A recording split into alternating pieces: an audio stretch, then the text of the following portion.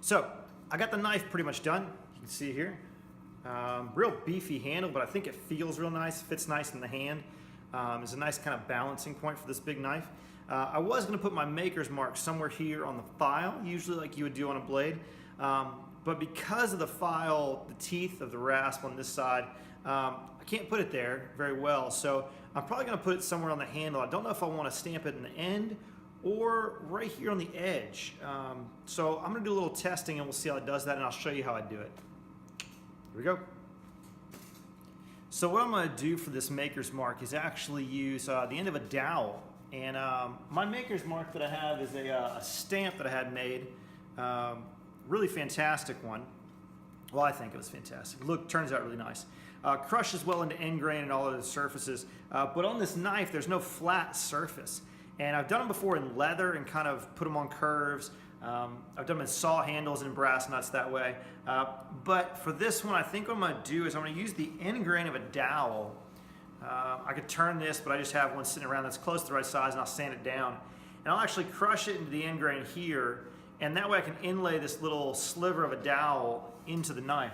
So to do that first, instead of using a power saw like a chop saw or a miter saw, which that little piece will sling off and usually break or have some other chunk problems, I'm going to take a marking gauge and I'm going to mark out the thickness that I want of this little piece. If I can do this right here. There we go. And nothing specific. And so I'm going to actually score all the way around the end grain. I'll show you how to do that. I'll score all the way around the end grain, and then I will be able to cut that by hand, and it won't have any kind of frayed grain on the edges. It'll sit really nice and clean. So I'll give you a close-up of that process. So I have my marking gauge set up. I'm just going to pull it all the way around this dowel. And I've already flushed up the end of this dowel so it's nice and clean. All right. So now you can see I actually have a place for the saw to sit, as well as breaking the edge grain. So here we are with our little piece we just made. The back has been left with all the original saw marks. That's no big deal since that'll be on the inside. It'll give a good glue adhesion if you whatever you use.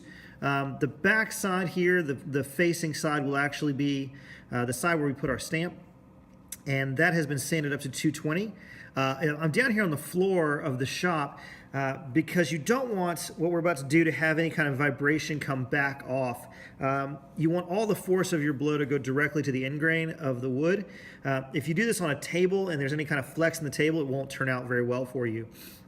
So the best place is the floor. The second best place to do it is over the leg of a bench. That way all the force goes directly down to the floor. So here's the stamp that I have, or my maker's mark. So I'm going to hit this with a sledgehammer and you will see it crush in here. I'm just going to orient this grain a little differently,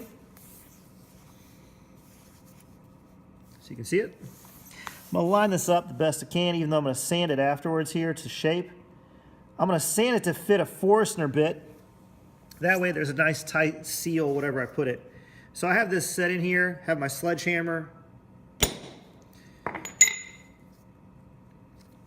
And there we go. Now you can actually see right here, this piece may have been a little too thin. I actually crushed it too hard. And so now I have that split. So I'll just redo this real quick. So here's our next little piece. The first one, like I said, cracked because I hit it too hard. So this one, I guess this poplar is a little soft. We won't damage as hard. And there we go. Pretty cool stuff. So I thought I'd take a second to show you. So I'm going to sand off the outside of this one, the one we just made, up to that ring. That's an exact 3/4 Forstner bit. So that'll be implanted into the, or inlaid into the knife handle. But I wanted to show you guys on the back of one here. We'll take one of these little extras.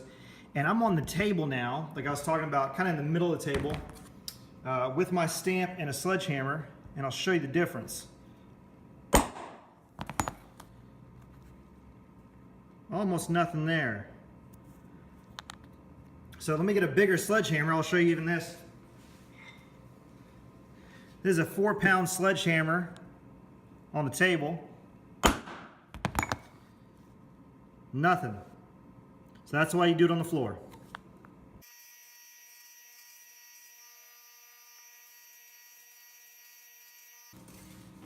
Well, it looks like we're wrapping up the majority of the work here on the knife. I just want to show you guys, I put the maker's mark here in the end of the handle and took a little more meat out of here to make it look a little less beefy, but still have a really great feel to it. So next up, I'm going to put a final edge on the blade here, and that'll be probably a wrap. So thanks.